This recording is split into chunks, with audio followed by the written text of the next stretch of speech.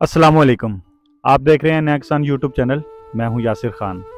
आज का प्रोग्राम है गपशप किसान और आज हम जो बातचीत करेंगे वो करेंगे टमाटर की फसल के हवाले से, क्योंकि टमाटर सब्जियात के अंदर बहुत अहम फसल है। और इसके तीसरे एपिसोड में आज हमारे साथ मेहमान है, पत्तोकी से बिलोंग करते हैं, चौधरी मकबूल अहमद साहब। सबसे पहले तो हम उनका शुक्रिया अदा करते हैं कि आपने हमें कीमती टाइम दिया। तो जो कंप्लीट तारुफ है वो हम चौधरी साहब से कहते हैं कि वो अपना खुद एक मरतबा करवा दें। जी वालेकुम अस्सलाम सर। मेरा तल्लक कटारमल गांव है सराय मुगल के साथ, तहसील पत्तोकी डिस्ट्रिक्ट कसूर है, वहाँ से है। तो हम 8-10 साल से टमाटर की काश्त कर रहे हैं। अच्छा, जैसा कि जो सब आपने बताया कि आप टमाटर की काश्त काफ़ी अरसे से कर रहे हैं, तो क्या समझते हैं, सबसे बताएं कि टमाटर की फसल जो है ये, इसको अगर सब्जियात के अंदर देखा जाए, उन सब्जियात के अंदर इसकी अहमियत कितनी है टमाटर की फसल? जी इसकी अहमियत जो है ना बहुत ज़्यादा है। जैसे उनकी अहमियत है वैसे ही इनकी अहमियत है।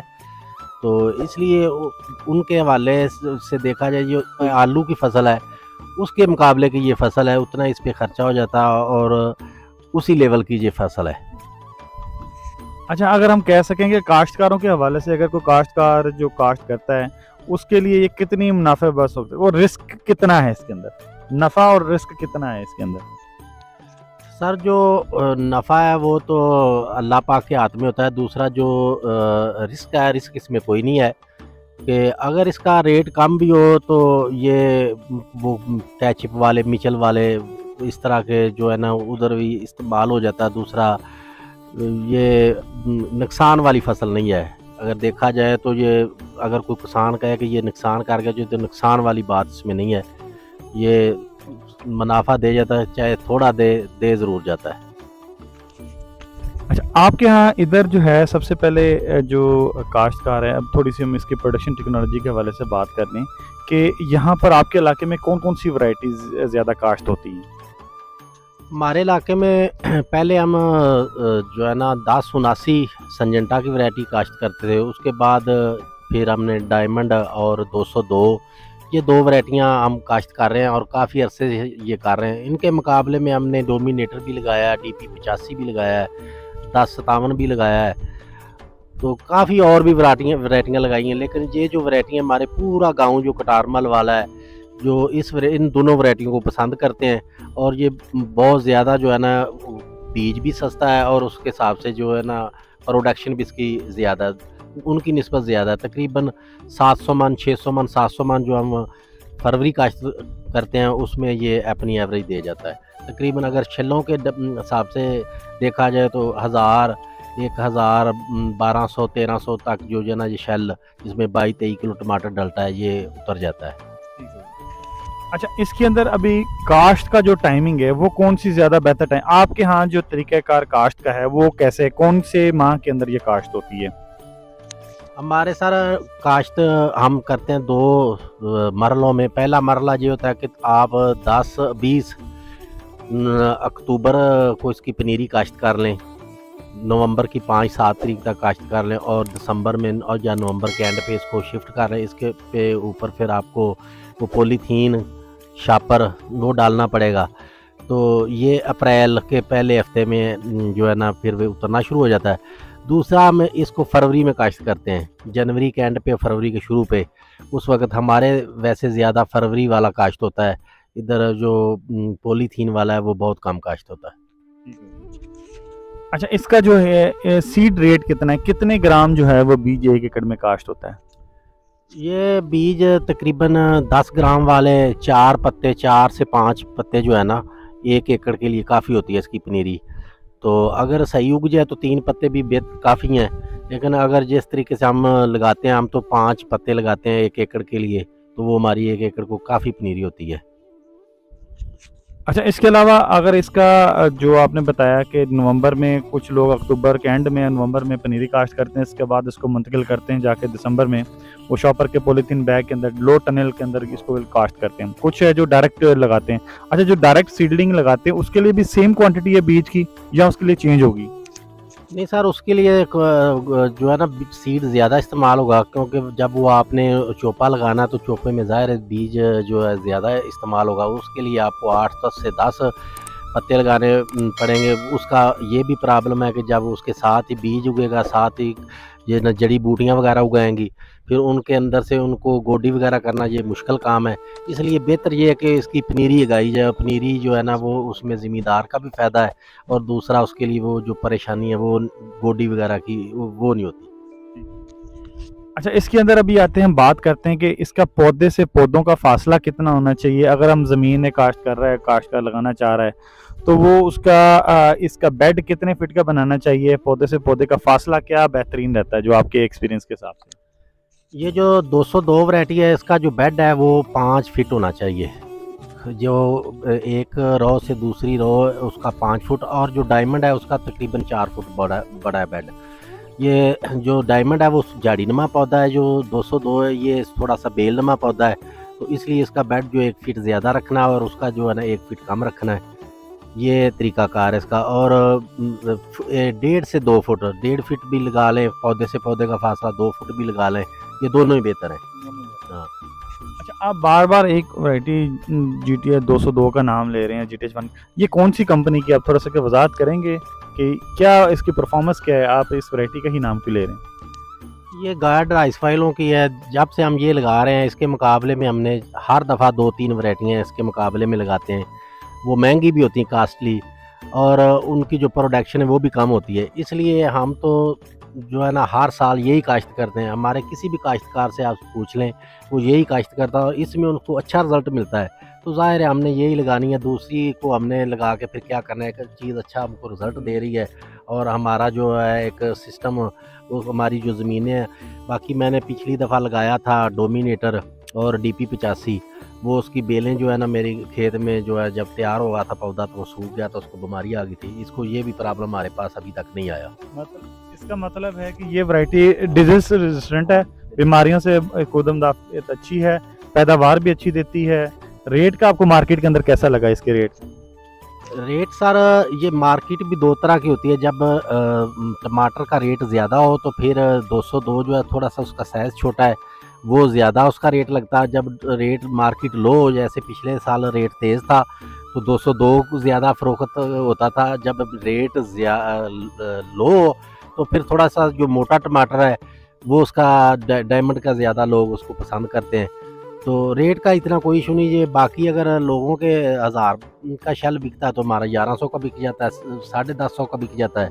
तो रेट अब ऐसा कभी भी नहीं हुआ कि हमारा जो टमाटर है दूसरे टमाटर वैरायटी से ये लो जो है ना फ़रोख्त हो। अच्छा, जैसा आपने बात की कि इसका जैसे मार्केट में आपको हमेशा रेट इसका अच्छा मिलता रहा है, पिछले साल मार्केट तेज़ थी तो उस हिसाब से। अच्छा, एक चीज़ मैं और जानना चाहूँगा कि अगर हम क्रॉप के हवाले से देखें तो इसके अंदर फसल के अंदर जो खुराक है बड़ी अहम होती है। किसी भी फसल की अगर पैदावार लेने के लिए खुराक होती है, तो आप इस अपनी जो है टमाटर की फसल के अंदर कौन कौन सी खुराक जो है वो ज़्यादा इस्तेमाल करते हैं? ये सर हम 2 बैग तो इसको DAP के डालते हैं और साथ 1 बैग पोटाश का 50 किलो वाला। उसके बाद जब ये फसल थोड़ी सी बढ़ जाती है 2 से 3 यूरिया लगती हैं, 2 नाइट्रोफास, और फिर एंड में एक 25 किलो वाला बैग इसको लगाते हैं, वो SOP 25 किलो वाली। और सल्फ़र भी लगाते हैं, हुमोक एसिड वगैरह भी लगाते हैं। ऊपर फर्टिलाइज़र की स्प्रे वगैरह जो जैसे ईज़ा बयान है या टैकामिन मैक्स है, उनकी हम स्प्रे वगैरह भी करते हैं। उसके अलावा जो है ना वो 2-3 इसको पेस्टिसाइड जलसाव वगैरह की स्प्रे हो जाते हैं। तो ये है ख़र्चा। तो ज़ाहिर है फिर अगर अच्छी पैदावार लेनी है तो उसके लिए ख़र्चा भी ज़्यादा करना पड़ता है, और वो इंशाल्लाह हम करते हैं। तो ये हमारा जो है ना फर्टिलाइज़र प्लान है। अच्छा, इसकी जो फ्रूटिंग है, अगर हम इसकी पनीरी, जैसे आपने कहा कि अक्टूबर के अंदर हम इसकी काश्त कर रहे हैं, अक्टूबर में पनीरी लगा रहे हैं, तो उसको हम दिसंबर में मुंतकिल कर रहे हैं, तो ये इसका पहला फूल जो है वो कौन से टाइम में जाकर निकलता है, फ्लावरिंग कब स्टार्ट करता है, और पहली पिकिंग आपकी लगाने के बाद कितने दिनों बाद जो है ना वो आप हार्वेस्ट करते हैं? मतलब पहली तुड़ाई कितने दिनों बाद होती है लाभ मुंतकिल करने के बाद? ये जो पॉलीथीन के नीचे होता है ना, इसके बाद ये फरवरी जनवरी एंड और फरवरी के शुरू में जो ये फूल लेने शुरू कर देता है। उसके बाद फिर जो है अप्रैल के महीने में इसकी जो है ना हम तुड़ाई कर लेते हैं, उस वक्त तक तैयार होता है। ये जो पॉलीथीन के नीचे होता है वो ज़्यादा फ्रूट देता है। जैसे अगर दूसरा फरवरी काश्त वाला अगर 500-600 मन 700 मन टमाटर 1 एकड़ से निकलते हैं, तो ये तकरीबन 1000 मन के करीब चला जाता है। जो इसकी ज़्यादा लंबी उम्र हो जाती है तो उसी हिसाब से फिर इसका जो है ना फ्रूट वो ज़्यादा हो जाता है उसी पौधे के साथ। इसका मतलब ये है कि अगर जो ज़्यादा काश्त करें कि वो अगर थोड़ा सा रिस्क लेके पॉलीथीन में काश्त कर लें तो उनको ज़्यादा यील्ड हासिल हो जाती है। तो इसका ये भी फ़र्क पड़ता है कि अगर जो ओपन लगा रहे हैं, एक मिसाल तो कुछ फार्मर्स दिसंबर के अंदर डायरेक्ट पनीरी लगा देते हैं, कुछ शॉपर के अंदर लगा रहे हैं, क्या पॉलीथीन वाली पहले फ्लावरिंग स्टार्ट हो जाएगी, फ्रूटिंग पहले पिकिंग पे आ जाएगी, या वो ओपन वाली पहले आएगी? नहीं सर, ओपन वाली वो सर्दी है, पौधा रुक जाता है, वो बाद में जब सर्दी ख़त्म होती फरवरी में वो फिर दोबारा स्टार्ट लेता है। ये जो पॉलीथीन वाला है ये शापर के नीचे ये पौधा तैयार हो जाता है। और ये ज़्यादा जो इसका ये होता है कि जो अगेती फसल होती है उसका रेट भी मार्केट में ज़ाहिर है आपको अच्छा मिल जाता है। उसी हिसाब से फिर वो आपका जो है ना फ्रूट भी ज़्यादा होता है। तो अगर आपने 3-4 माह पहले लगाना है तो ज़ाहिर है उसका जो है ना ये फ़ायदा होता है कि वो रेट अच्छे में आ जाता है, और दूसरा उसका जो है ना प्रोडक्शन उसकी ज़्यादा होती है। अच्छा, अगली चीज़ जो है कि वो सबसे बड़ी अहम है कि हम सारी चीज़ें जैसे हमने बीज का कहा, फर्टिलाइज़र के हवाले से कहा, मार्केट का थोड़ा सा कहा, तो अभी इसको अगर हम कर लें कि पानी की क्या सूरत हाल है, पानी इसको कितना चाहिए होता है कि वो, क्योंकि पानी के बगैर ज़िंदगी नहीं। फर्टिलाइज़र भी हमने दे दिया, उसका आपने डिजीज़ का बताया, मार्केट का अच्छा रेट, पानी के हवाले से क्या बताना चाहेंगे कि इसको पानी कितना चाहिए, पानी चढ़ाकर चाहिए, हल्का हल्का पानी चाहिए? वो पानी का सर ये होता है कि पहले जो पानी होता है ना, जब आपने पॉलीथीन के नीचे काश्त करना है तो वो पानी कम लगते हैं, उस वक्त सर्दी ज़्यादा होती है, वो 15 से 20 दिन बाद पानी लगता है। जब फरवरी के बाद मार्च अप्रैल आता है तो उस वक्त तो इसको 8 दिन बाद पानी लगाते हैं। तो ये पानी लगाने का भी एक तरीका, जब हम मिट्टी चढ़ाते हैं उस वक्त 2 से 3 हम हल्के पानी लगाते हैं। जब ये हल्के पानी लगाते हैं तो पौधा यकदम ग्रोथ करता है और वो फ्रूटिंग पे आ जाता है। और जो होता है ना पानी, उस वक्त हम 3 से 4 दिन के वक्फे से 3 पानी 2-3 जल्दी लगा लेते हैं। उससे पौधा काफ़ी कद करता है, फ्रूटिंग पे आ जाता है, और वो जो ना बेहतरीन टाइम होता है। उसके बाद हम 8 दिन बाद 10 दिन बाद वो रूटीन में पानी लगाते रहते हैं, फिर कोई मसला नहीं पानी का। अगर 2-4 दिन आगे पीछे भी हो जाए तो कोई प्रॉब्लम नहीं होता। अच्छा, इसी के बीच में एक चीज़ बड़ी अहम रह गई है, वो ये कि जैसे इसका दौरानिया फसल का कितना है, सबसे बड़ा अहम, क्योंकि आज की जो दौर के अंदर जो सबसे बड़ी जो चीज़ है वो वक्त है, और वक्त बड़ा अहम है। इसलिए फार्मर को इस फसल को काश्त करने के लिए कितना टाइम चाहिए, कितने फ्रेम तक चलती है? मिसाल तौर आपने इसको अक्टूबर के एंड में पनीरी लगाई है, शॉपर के नीचे ले गया, तो ये कब तक चलती रहती है और कब इसका इख्तिताम होता है? जो अगेता है वो मई में एंड हो जाता है, जो फरवरी काश्त है वो 20-25 जून तक चला जाता है। हाँ।